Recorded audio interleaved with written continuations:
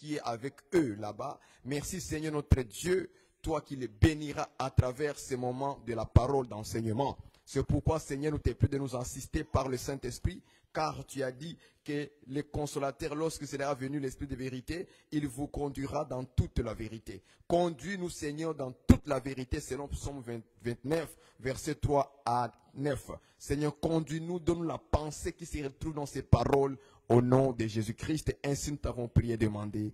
Amen. Que Dieu vous bénisse, bien-aimés dans le Seigneur.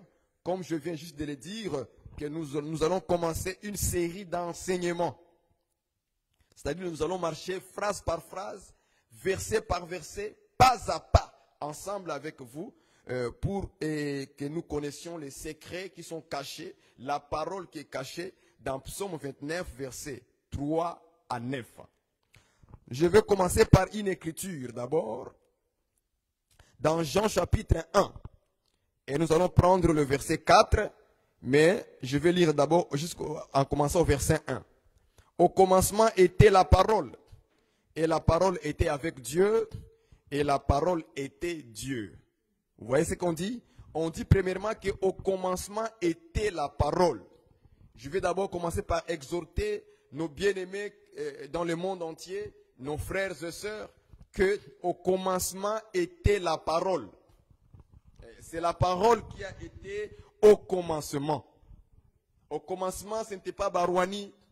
Au commencement, ce n'était pas toi, frère, ma soeur. Au commencement, ce n'était pas quelqu'un d'autre, ton grand-père, ton père biologique, ni ton père dans la foi, ni ton pasteur, ni l'église où tu es. Ce n'était pas ça qui était au commencement, frères et sœurs. Je vais d'abord réfléchir vos cerveaux. C'est important que nous retournions encore dans les choses de base, dans le lait. Au commencement était la parole. Nous avons vu que dans l'écriture, dans le verset 14, on nous dit que la parole a été faite chair. C'est-à-dire la parole a été faite homme, et cet homme, on l'appelait qui? Jésus-Christ. C'est qu'au commencement, c'était Jésus-Christ. Amen. Oui, frères et sœurs, au commencement était Jésus-Christ. C'est Jésus qui était au commencement. Voilà pourquoi on l'appelle le commencement et la fin. Ça, ce n'est pas le français, frère. Quand on dit la fin et le commencement, ce n'est pas le français. Ce n'est pas quelque chose qui commence. Et puis à la fin, ça va finir. Non, Jésus ne finit jamais. Quand Jésus, on l'appelle l'alpha et l'oméga, le commencement et la fin, cela ne veut pas dire que Jésus a commencé quelque part et il va finir quelque part. Non, non. Jésus ne va jamais disparaître. Jésus, il est Dieu qui vit éternellement. Je vais aller avec vous doucement, frère. Je prendrai avec vous d'abord le livre de Apocalypse. Allons-y rapidement. Apocalypse. Je prends avec vous l'écriture où Jésus-Christ lui-même dit quelque chose de très, très, très important. Il dit, il était mort et voici, il vit au siècle des siècles. Je prends Apocalypse chapitre 1, verset 17 à 18. Quand je l'ai vu, donc le lait c'est Jésus. Quand j'ai vu Jésus, ça c'est Jean qui parle. Quand j'ai vu Jésus, j'ai tombé à ses pieds comme mort. Il posa sur moi sa main droite. Jésus-Christ. Jésus posa sa main sur sa main droite sur Jean. En disant, ne crains point. Je suis le premier et le dernier. Et le vivant. Écoutez la phrase. J'étais mort au passé. N'est-ce pas? J'étais. Ça veut dire qu'aujourd'hui, il ne meurt plus. J'étais mort. C'est le passé. J'étais mort. Et voici, je suis vivant au quoi? Au siècle des siècles. C'est que Jésus maintenant, aujourd'hui, il vit de l'éternité en éternité. Il ne mourra plus jamais. Il est mort une seule fois à cause de la chair, à cause de nos péchés. Il est venu mourir à la croix pour nous. Mais aujourd'hui, il vit au siècle des siècles. Il ne mourra plus jamais. Donc, il ne faut pas interpréter le commencement et la fin en français. Si tu dis que le commencement, c'est le début, la fin, c'est la fin de toutes choses. Donc, Jésus, il ne peut plus exister. Donc, les mots fin, Ce n'est pas français ça. La Bible est compliquée. Quand on dit Jésus est le premier et le dernier, dernier là, ou premier, ce n'est pas quelque chose qui est à la fin là-bas. Non. C'est pas français. C'est pas français. Donc Jésus est l'alpha et l'oméga. Le premier et le dernier. Il était au commencement, c'était lui. Au commencement était la parole. C'était lui la parole qui était là. Avant que toute chose puisse exister, c'est Jésus qui était là. Parce que là, il était en forme de la parole. Il n'avait pas encore pris le corps. Il était en forme de la parole. Et cette parole avait besoin de quelqu'un pour l'adorer. Et c'est pourquoi la parole va commencer à créer dans l'éternité. Parce que la création, Dieu l'a fait en deux façons. Il y a la création spirituelle et la création physique. La création physique, c'est ça que nous voyons, les arbres, les animaux, les hommes, et ainsi de suite. C'est ça la création physique.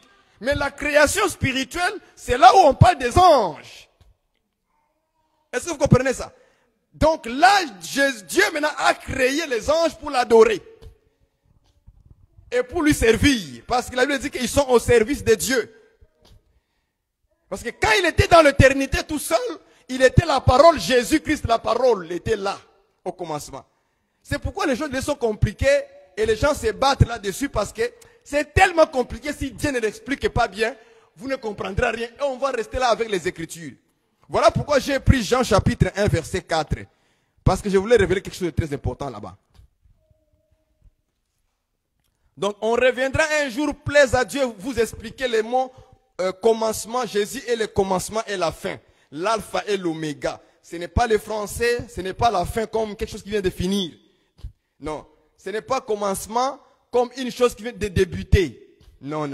Dans la Bible, le commencement là, Dieu l'explique d'une autre manière. On va le trouver dans la Bible. C'est écrit dans la Bible. Commencement.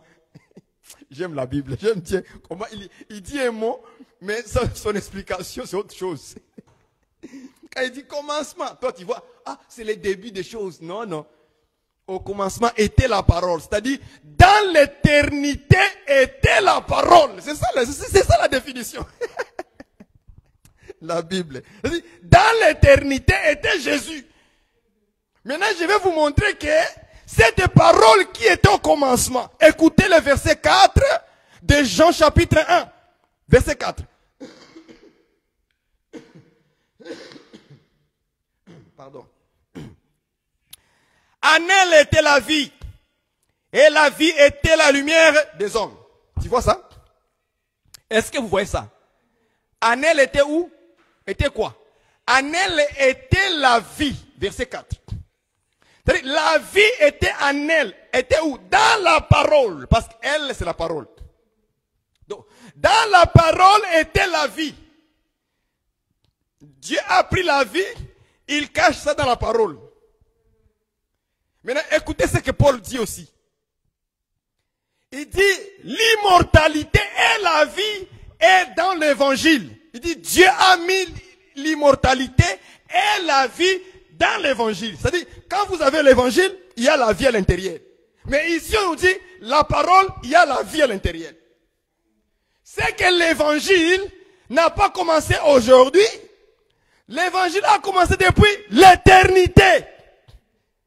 Est-ce que vous comprenez ça? C'est Paul qui l'a dit. Il dit, Dieu a mis l'immortalité et la vie dans l'évangile. Mais ici, dans Jean, on nous dit, dans la parole était la vie. C'est que la vie, l'évangile que Paul parlait, c'était la parole. Parce que l'évangile, c'est la parole. C'est la même chose. Est-ce que vous comprenez? Maintenant, quand tu rentres en elle, tu trouves la vie. Quand tu rentres dans l'évangile, tu trouves la vie. C'est que la parole qui était au commencement était l'évangile. Voilà maintenant pourquoi, dans Apocalypse chapitre 4, je pense, on dit que, verset 6, on nous dit que l'évangile est éternel. Pourquoi on dit le mot éternel là-bas? C'est ça qui était au commencement, frère. C'est qu'on peut dire aussi, au commencement était l'évangile, l'évangile était avec Dieu et l'évangile c'est Dieu lui-même. Parce qu'en elle était la vie. C'est ce que les gens ne comprennent pas. Quand on dit évangile éternel, on parle de la parole éternelle. La parole qui vit éternellement. C'est ce que Jésus a dit. Il dit le ciel et la terre passeront. Mais ma parole ne passera point. Parce que la parole de Dieu demeure éternellement. C'est pourquoi on l'appelle la parole éternelle. Ou bien l'évangile éternel. Ce sont des synonymes bibliques de la part de Dieu. Faites attention. Il ne faut pas s'enorgueillir. Nous, évangile éternel. Non.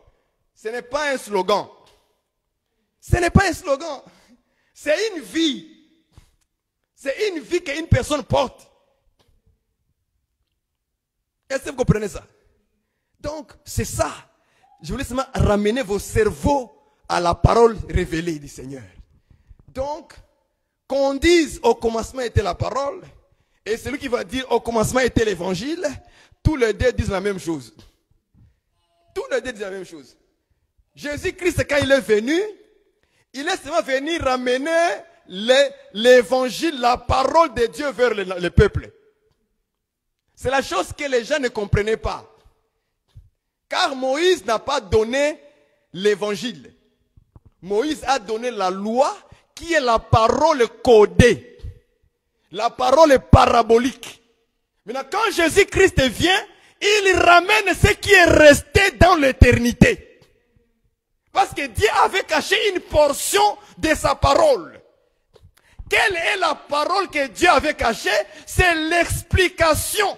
C'est l'explication de la loi de Moïse et les prophètes.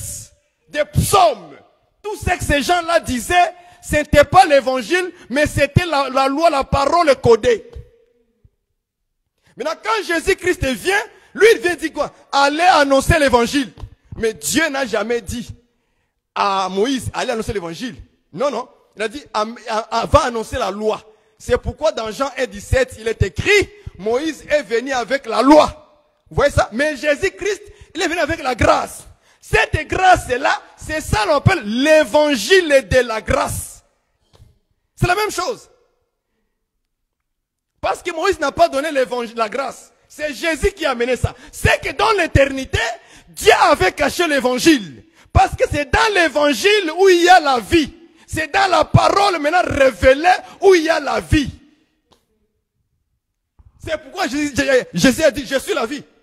Parce que la vie était cachée au ciel. L'évangile où il y a l'immortalité et la vie était caché encore dans l'éternité. Maintenant, quand Jésus-Christ il vient avec l'évangile, avec la parole révélée, il vient donner la vie aux hommes frères.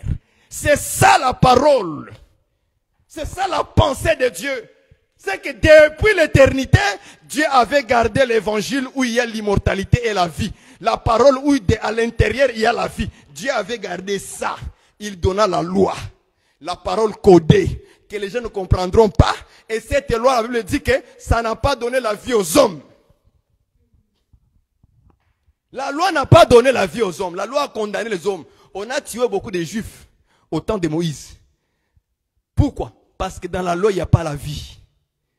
Il n'y a pas la vie. Tu fais la ditelle, on te lapide. C'était comme ça. Mais quand Jésus-Christ vient, l'évangile qui a la vie maintenant, il vient. L'évangile dit non, non, non, non. C'est lui qui n'a jamais péché. Il jette la pierre. Qui n'a jamais péché ici? Depuis Adam, qui n'a jamais péché? Si on met Adam devant nous, devant Dieu là-bas, on dit Adam, si tu n'as jamais péché, jette la pierre. Adam a eu des enfants. Regarde Caïn. Caïn tua son frère. La loi dit quoi? Tu ne tueras point. Normalement, Caïn devrait mourir aussi. Selon la loi. Tu ne tueras point. La Bible dit que c'est lui qui tue quelqu'un.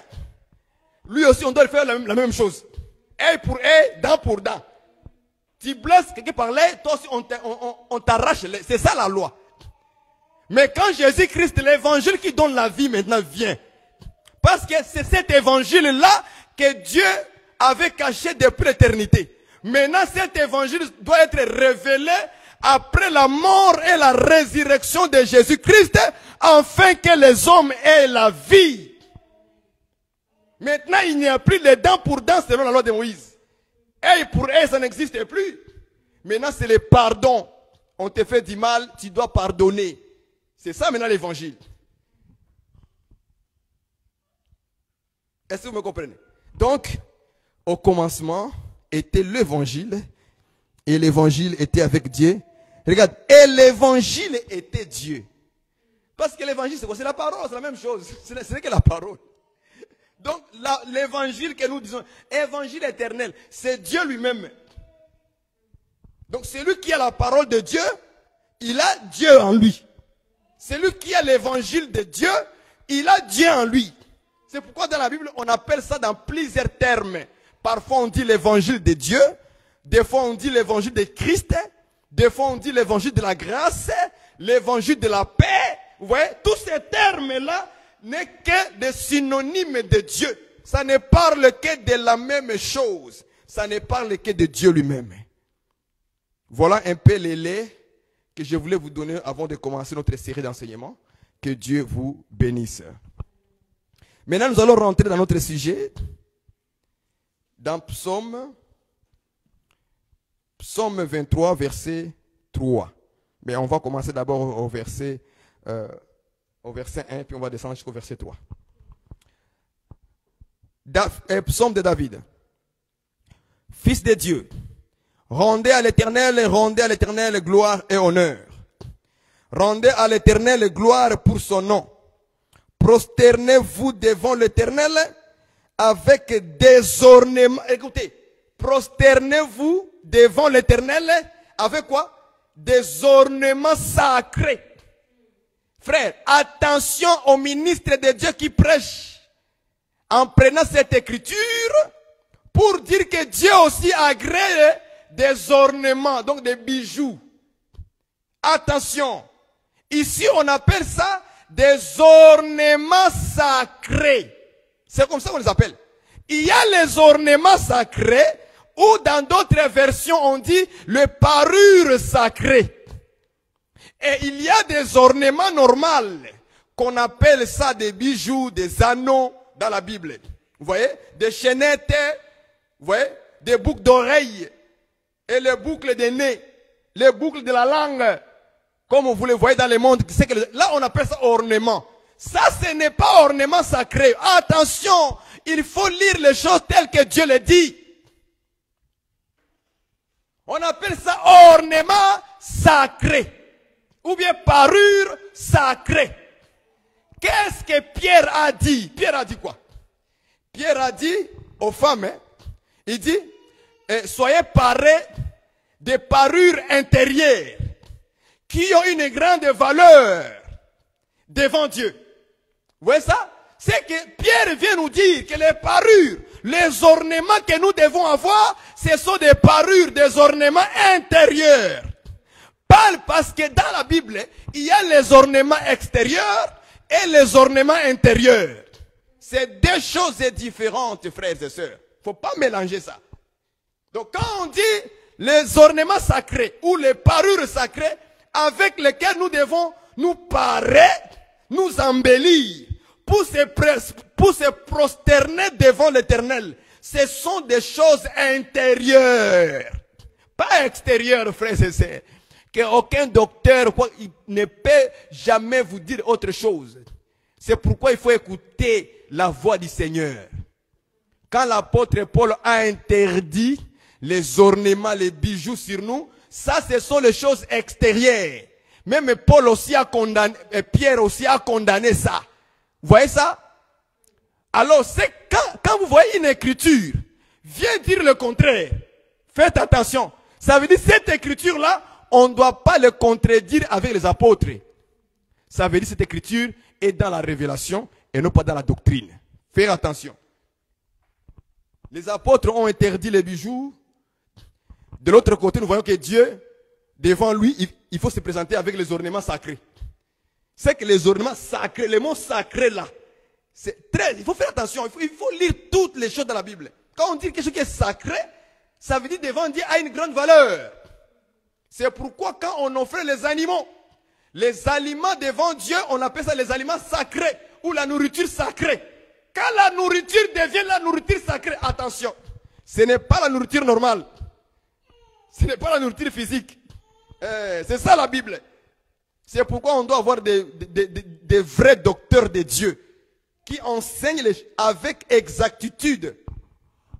Donc les ornements sacrés ou les parures sacrées ici, ce sont des choses intérieures avec lesquelles on doit se prosterner devant Dieu. Parce qu'il dit, prosternez-vous quoi? Prosternez-vous devant l'Éternel avec, vous voyez ça, des parures sacrées ou des ornements sacrés. Et Pierre est venu nous interpréter ça. Les parures intérieures qui ont une grande valeur devant Dieu. C'est ça les parures, c'est ça les ornements intérieurs là que nous devons se présenter devant Dieu. Et tout enfant de Dieu, lorsqu'il veut se présenter devant Dieu pour se prosterner, pour l'adorer, pour le louer, il doit être sûr qu'il a mis sur lui, il a mis en lui les parures intérieures. Tu dois être sûr que tu as les parures, comme Pierre aussi avait ajouté. Il dit à votre foi, ajoutez ceci, à votre connaissance, ajoutez ceci, à l'amour, à tout ça là. Ce sont des choses qui ont une grande valeur devant Dieu. Il faut vivre avec ça avant de se présenter. Toi, tu es orgueilleux, frère. Tu es orgueilleux. Cette parure-là ne vient pas de Dieu. L'orgueil, l'arrogance, un frère et une soeur arrogants. Ça, c'est ce qu'il y a de valeur, tu as. C'est ce qu'il y a des parures que tu as mis en toi là. Quel genre d'ornement sacré tu as mis? Les ornements sacrés avec lesquels nous devons se présenter pour se prosterner devant Dieu, ce sont l'esprit paisible, un esprit d'amour, quelqu'un qui a beaucoup de compassion envers les autres, quelqu'un qui manifeste l'amour fraternel, ça veut dire l'amour envers ses frères et sœurs. Mais quand nous voyons beaucoup de frères et sœurs dans les églises, qu'est-ce qu'ils ont? Vous avez l'impression de voir des gens méchants. Ils n'aiment pas les frères en Christ. Ils n'aiment pas les pasteurs, mais ils viennent à l'église de ces pasteurs-là. Hein? Frère, mets les ornements sacrés, ma soeur. Mets les ornements sacrés. C'est-à-dire, parle-toi des choses des Écritures. La vie en Christ. Parle-toi des choses comme une femme qui fait la profession de servir Dieu. La sainte doctrine, c'est ça la parure que nous avons. C'est la sainte doctrine, la manière de marcher, de se conduire dans la vie. Ce n'est pas le maquillage avec les perruques à la tête là qui va te faire être belle. Non, non, non. On est d'abord belle à l'intérieur. Pas ce que tu mets sur la tête là, des fabrications locales. On continue. Verset 3 maintenant. La voix de l'Éternel retentit sur les eaux. Les dieux de gloire fait gronder les tonnerres. Maintenant, nous commençons notre enseignement. Nous allons marcher pas à pas, verset par verset, phrase par phrase, mot à mot. La Bible dit, la voix de l'Éternel retentit sur le grand des eaux. Vous voyez ça? Hein? La voix de qui? De Dieu. Retentit sur les grands des eaux. Ça, c'est la parole du roi David. Il est en train de prophétiser. Il est en train de proclamer une parole inspirée par le Saint-Esprit, par Dieu lui-même. Parce que Pierre avait dit que dans les prophètes, l'Esprit de Christ était en eux. C'est que l'Esprit de Jésus-Christ, l'Esprit de Dieu était aussi dans David. Quand David était en train de chanter, il dit, la voix de l'Éternel du Seigneur retentit sur le grand des eaux. Ah bon? On se pose la question. Est-ce que c'est les eaux physiques que nous voyons, les océans, les rivières, les mers, le fleuve, les ruisseaux? Nous disons, ce n'est pas ces grandes eaux-là. Ce ne sont pas ces eaux-là qu'elle a eu le parler. La Bible, Dieu va nous faire grâce aujourd'hui. Nous allons comprendre la voix de l'Éternel, les grandes eaux et les retentissements. Commençons d'abord par la voix de l'Éternel. On nous dit, la voix de Dieu retentit. Mais ça retentit où? Sur le grand des eaux. C'est que les grands des eaux ont la capacité d'entendre la voix de l'Éternel. Les eaux ont la capacité d'entendre la voix de l'Éternel. C'est une parole prophétique que David avait annoncée. Aujourd'hui, le Seigneur nous a fait grâce de décortiquer cette parole d'abord, cette phrase ici. Écoutez, nous allons expliquer la voix de l'Éternel. Allons-y dans Genèse. Genèse, nous expliquons la voix de Dieu, la voix de l'Éternel. Ça signifie quoi? La voix. Quand on dit voix, qu'est-ce que vous voulez dire par là? Genèse 4, verset 23. Allons-y là rapidement. Genèse 4, verset 23. J'explique la voix. Ça signifie quoi? Le mec dit à ses femmes, Ada et Tsila, écoutez ma voix. Femmes de Lémec, écoutez ma parole. Je me limite par là. Le mec avait deux femmes, Ada et Tsila. C'est Genèse 4, verset 23. Il avait deux femmes, le mec, Ada et Tsila. Il dit à ces deux femmes-là, il dit, écoutez quoi? Ma voix. Et après, il descend, il dit, femme, écoutez ma parole. C'est que ici, nous voyons la définition de la voix. Ça signifie quoi? La parole. C'est que lorsqu'on dit voix, ça veut dire parole. Là où vous m'entendez là, c'est ma voix que vous entendez, non? Mais c'est la parole que vous écoutez. C'est ça. Donc la voix signifie simplement la parole. Donc quand l'Écriture dit la voix de l'Éternel retentit sur les grandes eaux, cela voudrait simplement dire que la parole de Dieu ou de l'Éternel retentit sur les grandes eaux. Vous voyez ça? Nous sommes dans l'enseignement. On va aller doucement. On se met dans l'enseignement. Si vous ne comprenez pas, vous dites je ne comprends pas. L'enseignement c'est comme ça. L'enseignement, ce n'est pas prêcher et puis on finit, on s'en va à la maison. Non, non, non. Sinon on va sortir ici en train de se dire, ah pasteur là, qu'est-ce qu'il a dit aujourd'hui là? Moi je n'ai rien compris. Non, on est dans l'enseignement. Donc la voix égale, mettez ça égale, parole. On retourne dans Psaume 29, verset 3. La voix de l'Éternel retentit sur les grandes eaux signifie la parole de Dieu retentit sur les grandes eaux. C'est simplement ça. N'est-ce pas? L'église de Grenby, je pense que vous serez nourris aujourd'hui. Amen. Vous serez nourris tranquillement. Moi, mon souci, c'est que vous compreniez la pensée intérieure dans cette écriture-là. Je vais marcher doucement avec les brebis. Je marcherai doucement comme Jacob. En dernier. Moi, je serai un dernier.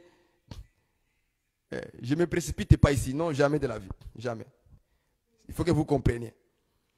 Or, la parole sort dans la bouche. La parole sort dans la bouche. On ne parle pas si on n'a pas une bouche. Si tu ne vas pas parler, tu vas parler comment? La voix sortira où? Les muets ne parlent pas. Parce qu'on les a fermé la bouche.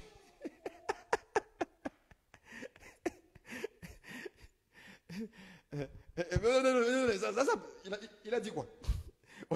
Il n'a rien dit.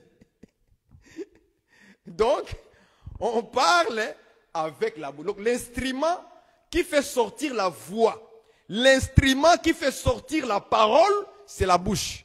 Ce n'est pas les yeux, ce n'est pas les nez, ce n'est pas les oreilles qui fait sortir la voix. C'est la bouche. C'est ça l'instrument que Dieu a créé pour faire sortir la voix, la parole. Donc, quand tu veux communiquer, c'est par ta bouche que tu communiques. Si tu ne communiques pas par la bouche, ça veut dire qu'il y a un problème sur ton corps. Et tu dois être délivré ou compris pour toi, frères et sœurs. Est-ce que vous me comprenez? À la fois, je serai dans l'exhortation, à la fois je serai dans la révélation. Suis-moi très attentivement. Si tu n'as pas de bouche, c'est que tu as un problème. Oui. Si quelqu'un ne parle pas, il fait ah, c'est qu'il y a un problème, n'est-ce pas? C'est qu'il y a un problème. Mais un homme normal, qui est normal, il faut qu'il parle par la bouche. Mais quand il commence à faire le geste, c'est parce qu'il y a un problème de blocage sur la bouche. C'est que l'instrument a une maladie. C'est pourquoi Jésus-Christ en venant, il a commencé d'abord à guérir les muets. Parce que les muets avaient un problème de parler, sortir la voix, sortir la parole. Jésus a guéri aussi les muets. Pourquoi? Parce qu'il y avait un problème sur leur bouche, sur l'instrument que Dieu a créé pour parler. Est-ce que vous comprenez? Donc, tout celui qui a un problème de parler, on doit prier pour lui.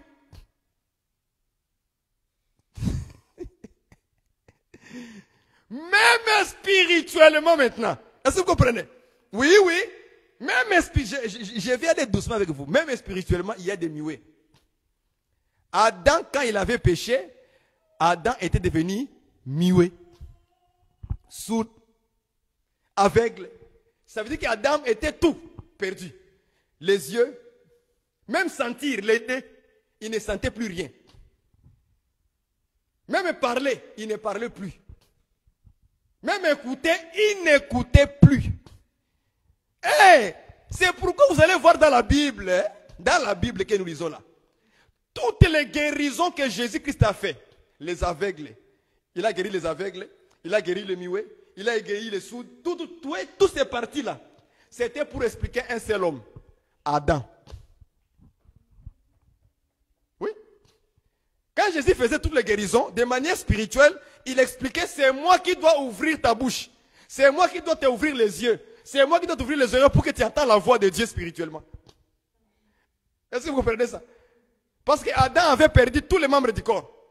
Tout. Adam était devenu boiteux.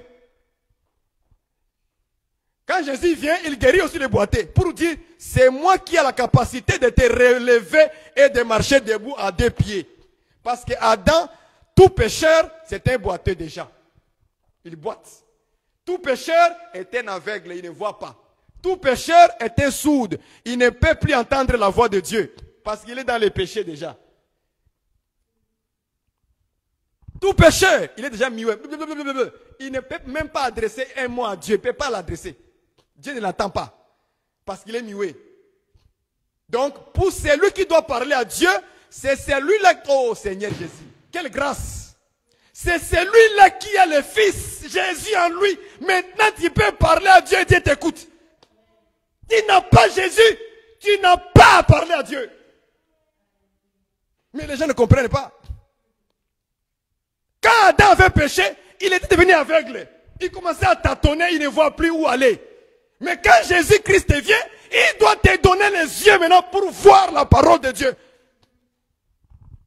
Pour voir le chemin dans lequel tu dois marcher. Parce qu'un aveugle, il ne connaît pas le chemin, il faut qu'on le guide.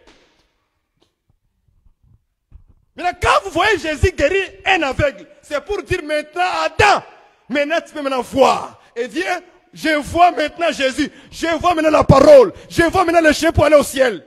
Mais quand tu es aveugle dans le péché, tu ne pourras jamais voir le chemin qui est Jésus-Christ. Tu ne le verras jamais.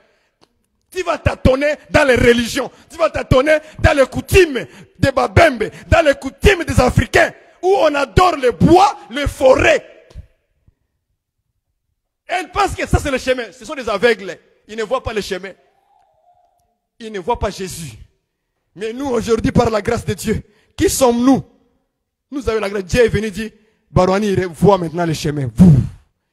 Il te touche les yeux. Hein? Maintenant, je suis où? Je suis où? Non, ce n'est pas le chemin ici. Les coutumes. Non. Maintenant, on court vite. On laisse les coutumes maintenant. Tu étais dans l'église catholique. Tu priais Marie le bois. Quand Jésus t'ouvre les yeux, tu dis, j'étais où? Dans ça. Non. Tu cours, tu quittes vite. Pourquoi? Maintenant, tu commences à voir la vérité maintenant, où il se trouve. Quand vous voyez quelqu'un continuer à prier le bois, Pleurez sur lui, s'il vous plaît. Pleurez que Dieu lui ouvre les yeux. Parce que lorsque les yeux s'ouvrent, directement tu vois, tu comprends que je suis dans la mauvaise voie. Et tu quittes la religion vite. Les musulmans, tu quittes. Parce que là-bas, il n'y a pas le chemin. Le chemin, c'est Jésus-Christ de Nazareth. C'est lui là le chemin qui amène au ciel au Père. Nul ne va au Père sans passer par Jésus-Christ. Personne ne peut aller au ciel sans Jésus. Même si on les ment dans les religions là-bas, il ne pourra jamais aller au ciel sans Jésus. Il faut Jésus-Christ. Le chemin véritable qui amène au Père. Parce que maintenant, aujourd'hui, on a commencé à voir. On voit maintenant le chemin. On comprend que là-bas, il n'y a pas le chemin. Là-bas, parce que tu vois. Paul a dit, Seigneur, ouvre-les les yeux du cœur. Ah, maintenant nous comprenons que ce n'est pas les yeux physiques. Mais c'était le problème, les yeux du cœur. Hein? Je parle des yeux du cœur, dans lequel il y a d'autres yeux là-bas qui voient les choses de Dieu. Ce n'est pas les yeux de viande. Ça, ce sont des viandes. Vous voyez ça? Ça, c'est la viande.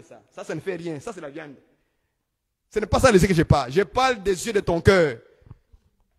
C'est pourquoi quand tu comprends quelque chose de Dieu, ça veut dire que tu as vu. Ça veut dire que tu as vu. Il faut que Dieu puisse t'ouvrir les yeux. Si tu es boiteux, il faut que Dieu puisse te donner les deux pieds pour marcher correctement. Si tu es les mains coupées, il faut que Dieu te donne les mains. Parce que personne ne peut offrir à Dieu un sacrifice. Personne. Parce que vous avez des mains coupées. Il faut que Dieu vous donne la main. Le main pour que vous puissiez lui offrir avec amour. Il faut que Dieu vous donne cette main-là. Il faut que Dieu puisse te donner les cheveux. Parce que quand Adam avait péché, il a perdu tous les cheveux. Il est devenu chauve. Rasé. Est-ce que vous comprenez ça? C'est pourquoi la femme, on l'interdit de raser. C'est une expression pour dire qu'Adam aussi, il avait coupé les cheveux. On avait coupé les cheveux parce que Dieu avait interdit de manger l'arbre de la connaissance du bien et du mal. Dès qu'il a mangé, on a coupé les cheveux. Or, les cheveux, c'est la gloire. Cette gloire, c'est le Saint-Esprit que Dieu maintenant nous a donné. Quand Jésus-Christ est venu, c'était pour nous donner le cheveu à chacun de nous maintenant. C'est-à-dire au ciel, ceux qui iront au ciel, ce sont les gens qui ont les cheveux. C'est-à-dire ceux qui ont la gloire, qui ont le Saint-Esprit en eux. Donc tous ceux qui sont chauves, qui n'ont pas de cheveux, vont rester sur la terre avec leurs cheveux. Alléluia! On est dans l'enseignement, allons-y doucement. J'aime la Bible, frères et sœurs. L'église, ne riez pas, c'est la vérité. Ça, je parle de langage spirituel pour les fils et les filles de Dieu spirituels. Je ne parle pas dans la chair. Je parle des choses spirituelles. Donc ceux qui ont l'oreille aussi, ils s'entendent dire Amen. Frère, tu dis la vérité. Les chauves n'hériteront pas le royaume des cieux. Seulement ceux qui ont les cheveux sur la tête. Et je vous dis, les cheveux des enfants de Dieu ne seront jamais coupés. Est-ce que vous savez ça? Les cheveux des enfants de Dieu, on ne les coupe jamais. Parce que Dieu l'a donné une seule fois, ces cheveux-là, une seule fois. Et je vous dis, nos cheveux que nous portons, le cheveu que les enfants de Dieu portent, a la couleur blanche. Nous avons le cheveu blanc, pur. Parce que la couleur blanche, c'est la couleur de la lumière. J'aime la Bible. Ah, je ne veux pas rentrer là-bas. Là, c'est ça. Si j'ouvre cette porte-là, les cheveux blancs là. Ah là là là. On dit, le cheveu blanc, c'est l'ornement des vieillards. C'est ça la définition de la Bible. C'est que l'ornement que nous portons, c'est les cheveux blancs. Est-ce que vous voyez ça? Les cheveux blancs, c'est la couleur des cheveux que nous avons. C'est pourquoi il est interdit dans la doctrine de changer les couleurs de nos cheveux. Parce que c'est Dieu qui a créé tous les cheveux de tous les hommes sur la terre, rouge, noir, vert, l'autre a des cheveux blancs, l'autre a... Non, c'est Dieu qui a fait ça comme ça. Pour montrer sa gloire. Parce que de manière spirituelle aussi, on ne peut pas changer les couleurs de cheveux spirituels que nous avons. C'est blanc, tout court. C'est blanc. Jésus aussi a les cheveux blancs dans l'Apocalypse. On le décrit comme étant, il avait les cheveux blancs, comme la neige. Vous voyez ça? C'est que ses enfants aussi ont aussi des cheveux blancs. Parce que tel qu'il est, tel que nous serons aussi. Quand on va se présenter devant Jésus, on aura seulement les cheveux blancs. C'est-à-dire la gloire de Jésus. Et la gloire de Jésus sera à nous. Voilà pourquoi il est écrit, Père, la gloire que tu m'as donnée, je les ai données. Donc la même gloire que Jésus a, c'est la même gloire que nous aurons aussi dans le ciel. Cheveux blancs. Est-ce que vous comprenez ça, frères et sœurs? C'est ça la Bible. C'est ça la Bible. La Bible cache les trésors, les merveilles de Dieu à l'intérieur. Mais les gens blaguent avec ça comme ça. Non, moi je prends ma vie spirituelle au sérieux, frères et sœurs. Je ne blague pas avec ma vie spirituelle. Voilà pourquoi moi je n'aime pas perdre le Saint-Esprit. Ou bien éteindre le Saint-Esprit. Non, non, je n'aime pas ça. Je garde jalousement la présence de Dieu dans mon cœur. Quand je vois les gens commencent à faire des débats, des discussions, je m'éloigne. Je ne veux pas attrister, parce qu'on peut aussi attrister le Saint-Esprit. Donc moi, je ne veux pas attrister le Saint-Esprit. Donc je m'éloigne. C'est ça être un vrai homme de Dieu. Lorsque tu vois le mal arrive, tu t'éloignes, tu te caches. Tu te caches. Il y a des hommes de Dieu qui voient le mal, ils rentrent dedans. Ils voient les disputes, ils rentrent dedans. Non. Tu vois le mal, les disputes, tu t'éloignes. Pour ne pas seulement répondre mal ou répondre par faiblesse, tu peux glisser des mots qui peuvent choquer, blesser les autres. À ce moment-là, maintenant, tu vas attrister le Saint-Esprit de ta manière de te conduire, de marcher. Voilà pourquoi il faut faire très attention à cela. Donc, la voix de Dieu, c'est la parole de Dieu qui retentit sur les grandes eaux. Maintenant, j'ai dit que la parole, quand il sort, l'instrument avec lequel la parole, dans lequel la parole doit sortir, c'est quoi? C'est la bouche. Ce n'est pas les yeux, ce n'est pas les oreilles.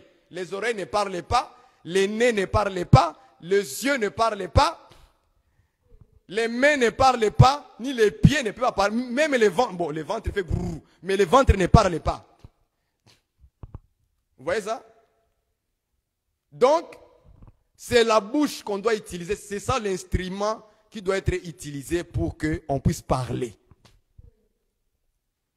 Maintenant, rentrons un peu pour voir la bouche. Matthieu 4,4. Écoutons ce que la Bible dit par rapport d'abord à la bouche. Voilà comment la parole de Dieu sort. Là où ça sort maintenant. Matthieu 4,4. Jésus dit au serpent, il dit, l'homme ne vivra pas de pain seulement, mais, écoutez, mais de toute parole qui sort de la bouche de Dieu. Vous voyez ça? C'est-à-dire, Dieu aussi a une bouche, où il fait sortir sa parole aussi. C'est pour ça que je vous dis que l'instrument qu'on utilise pour faire sortir la parole, c'est la bouche. Donc on ne parle pas par les nez. Ça là, ça veut dire qu'il y a un problème. Vous voyez ça?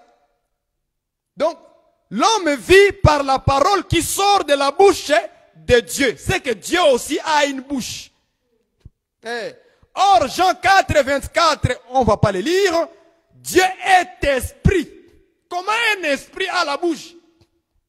Comment? Hébreux chapitre 1, verset 1. On va nous montrer la bouche. Hébreux chapitre 1, verset 1. Après avoir autrefois, à plusieurs reprises et de plusieurs manières, parlé à nos pères par les prophètes. Vous voyez ça? C'est-à-dire, dans l'ancienne alliance, au temps des prophètes en Israël, Dieu utilisait qui? Les prophètes. Donc les prophètes étaient qui alors? La bouche. C'était eux qui étaient la bouche de Dieu pour aller parler aux hommes. Parce que Dieu est esprit. Comme il est esprit, sa bouche à lui, c'était les prophètes. Est-ce que vous voyez ça? Maintenant, à notre temps ici maintenant. Allons-y, continuons la lecture. Verset 2.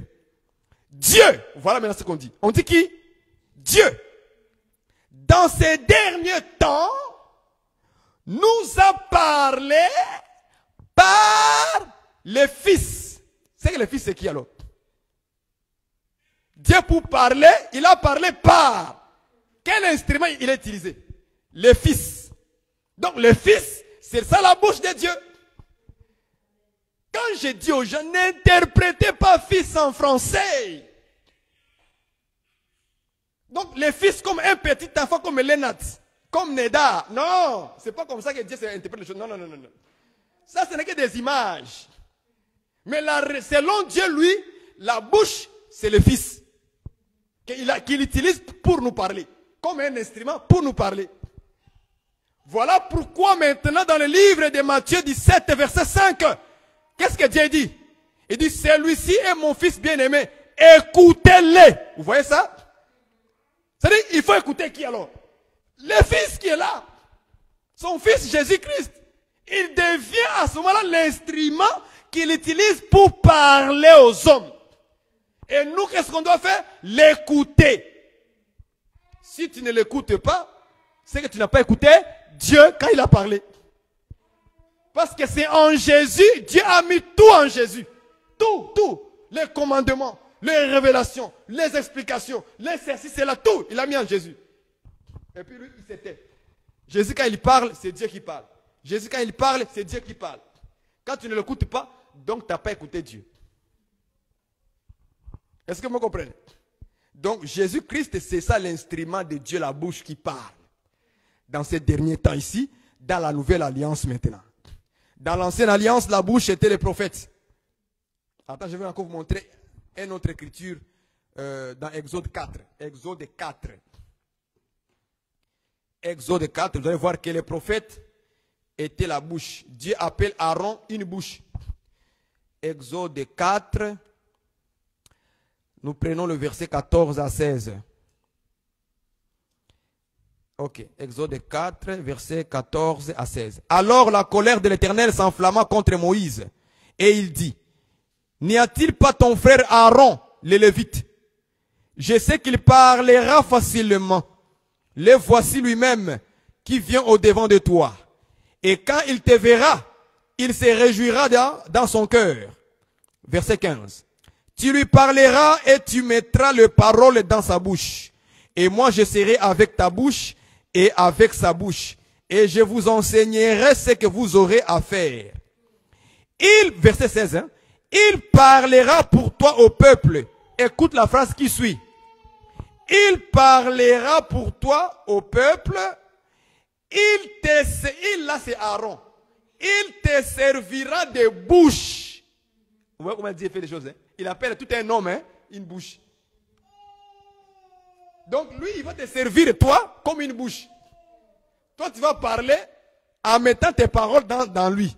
Et lui, quand il vient, il parle à ta place. Maintenant, lui devient ta bouche. De Moïse. Donc tout un homme, on l'appelle bouche. C'est ça la définition de Dieu. C'est-à-dire que les prophètes, on les appelait bouche de Dieu. C'est ça le merveille de Dieu. Maintenant, Jésus aujourd'hui, lui aussi, c'est la même chose. Il est la bouche de Dieu. Il parle de la part de Dieu aussi. Pour nous communiquer la pensée de Dieu sur nous. Donc, il devient l'instrument bouche. Tout un homme, on l'appelle bouche. Est-ce que vous voyez ça? C'est avec ça que maintenant Dieu peut sortir sa parole pour que nous puissions vivre maintenant aujourd'hui. Maintenant, regardez. Nous avions dit que la parole qui était au commencement, on l'a appelée, selon l'explication que nous avons donnée, c'était l'évangile. N'est-ce pas? Cet évangile, c'est Jésus-Christ qui est venu avec. Parce qu'il est le premier d'annoncer l'évangile qui était la parole de Dieu cachée. Dans lequel il y avait la vie et l'immortalité. Quiconque croyait en cela, il vivra éternellement, même s'il meurt aujourd'hui. Il va vivre éternellement. Est-ce que vous voyez ça?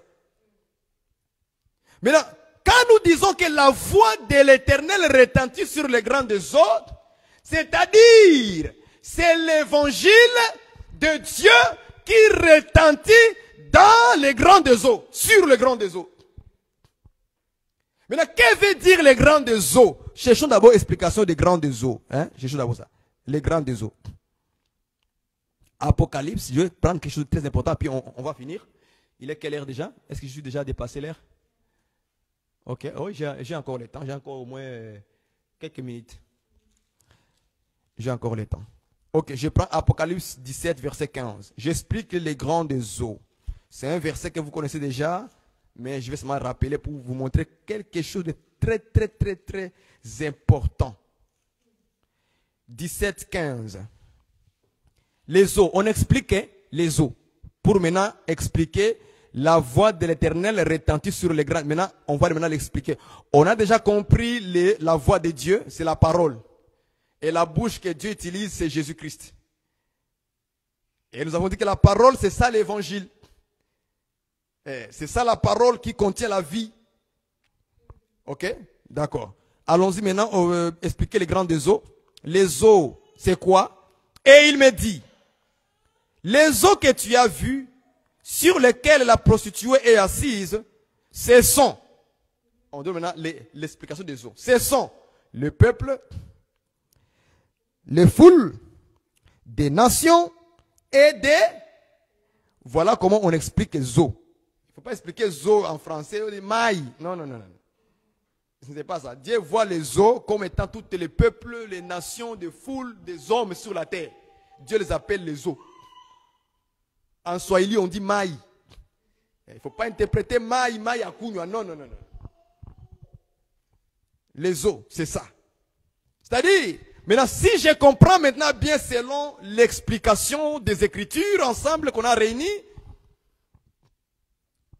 cela voudrait simplement dire que l'évangile de Dieu, l'évangile de Christ, retentit sur le peuple, retentit sur les nations, retentit sur les foules, retentit sur les langues. Vous comprenez ça? C'est que la parole de Dieu s'est fait entendre dans les nations, dans le peuple, dans les foules et dans les langues. Or, cette parole, c'est ça qu'on appelle aujourd'hui l'évangile du royaume. C'est fait entendre, c'est ça retentir. Il s'est fait entendre dans le peuple, sur les nations, sur les langues et même dans les foules. Je vais expliquer quelque chose de très important, mes frères. Attention de négliger les foules, les bitukulu, qu'on appelle en lingala. Oh, wana, eza église, ya bitukulu. Non, non, non, non, non, non, non, non. Attention.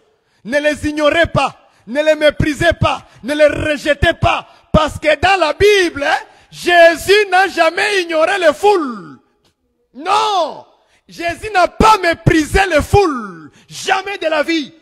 Ça, c'est notre ignorance aujourd'hui que nous sommes en train de refouler les bitukulu, les foules. On est en train de les rejeter. Pourquoi? Parce qu'on n'a pas compris.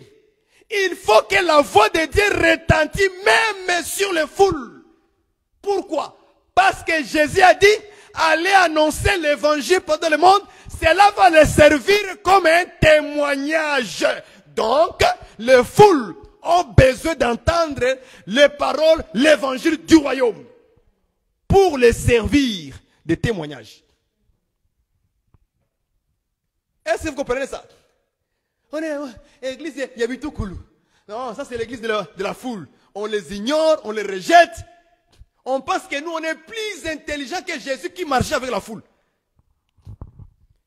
Il y avait la foule qui suivait Jésus tous les jours. Mais Jésus n'a jamais rejeté. Jamais de la vie. Ni méprisé, ni les ignoré. Non, non. Il les a laissés là. Malgré qu'il connaissait que ces gens viennent pour les miracles. Ils viennent pour les prodiges. Ils viennent pour manger le pain.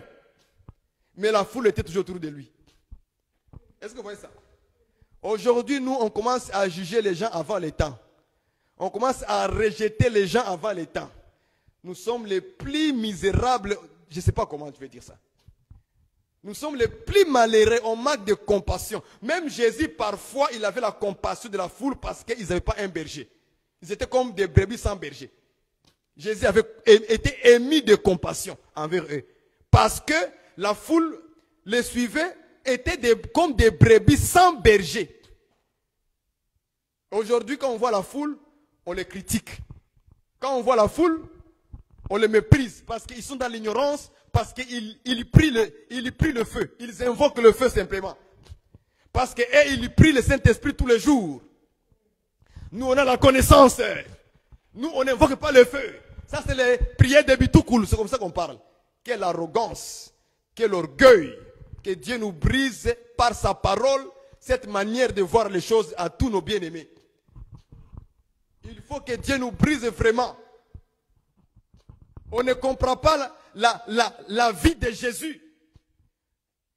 On ne prend même pas l'exemple de Jésus. On prend les choses qui nous plaisent, que nous inventons dans notre intelligence. C'est comme si nous sommes devenus les plus intelligents que Jésus qui marchait avec la foule sans les mépriser. Même parfois, Jésus avait été émis de compassion envers la foule. Mais nous, on n'a aucune compassion à nous avec la foule. Or, on appelle les eaux comme étant aussi la foule. C'est-à-dire, si tu veux expliquer la foule, il faut l'expliquer aussi comme étant les eaux. Et aussi, doivent écouter l'évangile. Même s'ils ne vont pas croire à l'évangile. Mais il faut qu'ils écoutent, car cela les servira de témoignage. Il faut que le peuple écoute la voix de Dieu, l'évangile éternel, car cela les servira de témoignage. Il faut que les nations écoutent l'évangile.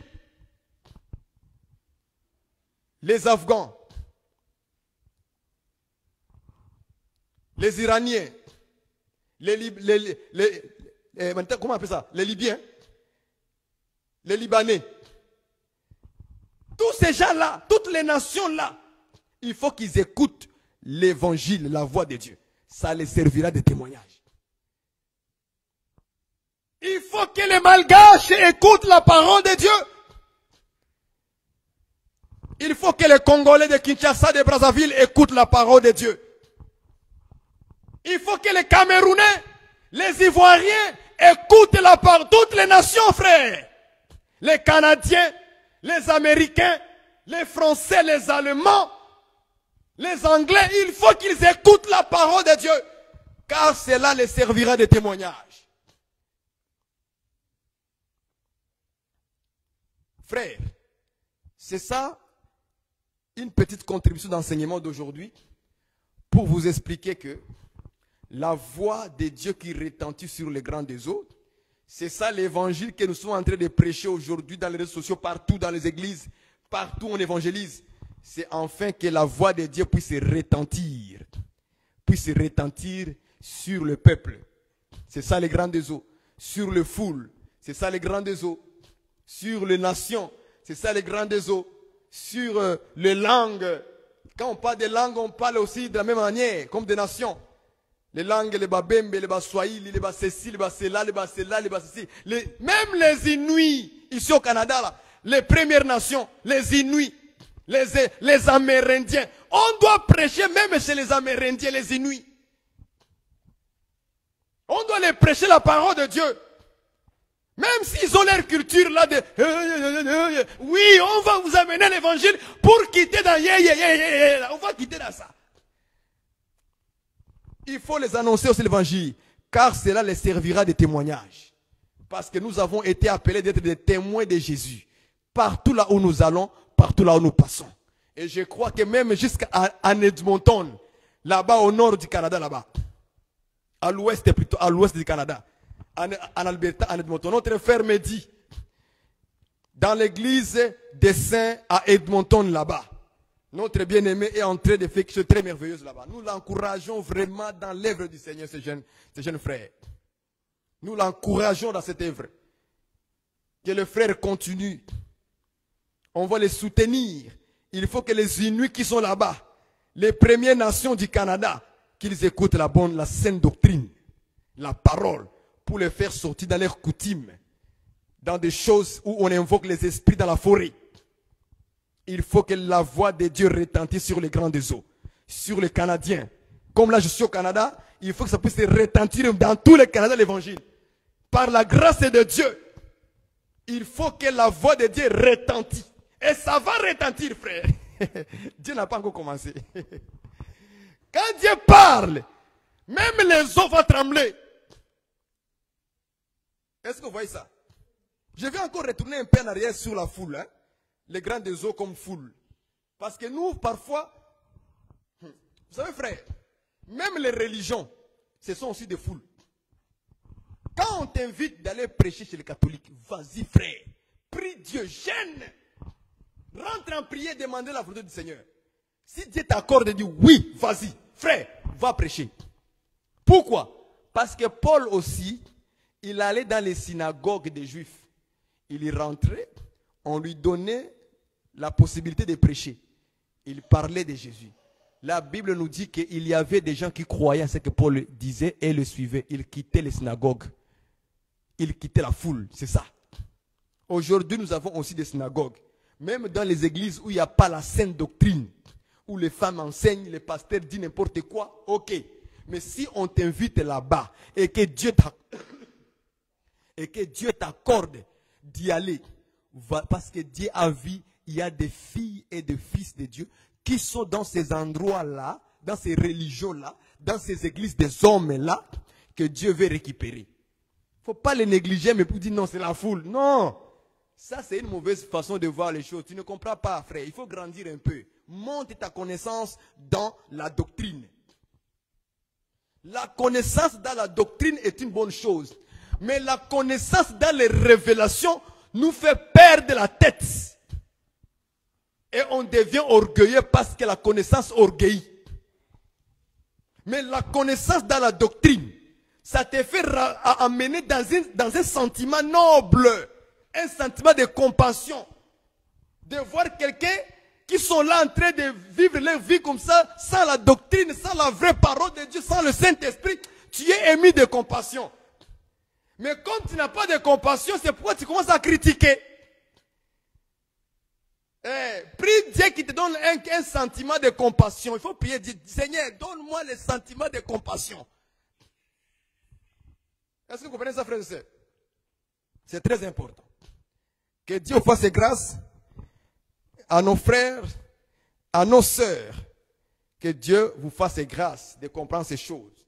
Que la voix de Dieu aujourd'hui se fait entendre, retentit dans les grands des eaux, dans les nations, par l'évangile, par la parole que les hommes de Dieu sont en train d'annoncer. C'est ça la voix de Dieu. La voix de Dieu, c'est la parole. Et cette parole est portée par Éphésiens chapitre 4, au verset 11. Donc le ministre de Dieu, c'est la bouche de Dieu aujourd'hui. Tout celui qui a été appelé au ministère de la parole, il est la bouche de Dieu pour parler aux hommes. Il porte la voix de Dieu vers les hommes, vers les grandes eaux. Que Dieu vous bénisse. Nous allons faire notre continuité les dimanches prochains pour expliquer maintenant la partie qui va nous manquer. Donc voilà, je pense que j'ai tout dit par rapport à cette première partie. Donc on va aller sur la partie B. Le Dieu de gloire fait gronder les tonnerres. Dimanche prochain, on parlera le Dieu de gloire fait gronder les tonnerres. Que Dieu vous bénisse, nous allons prier le Seigneur. Éternel Dieu, notre Père Céleste, je te bénis, je te rends grâce pour la voix qui se fait entendre dans le grand des eaux, dans les nations. Les instruments que tu es en train d'utiliser comme la bouche, les 5 ministères. Seigneur, que ces ministères soient pour instruire. Nazakomata ngai, nazakomata ngai, nga nazakomata.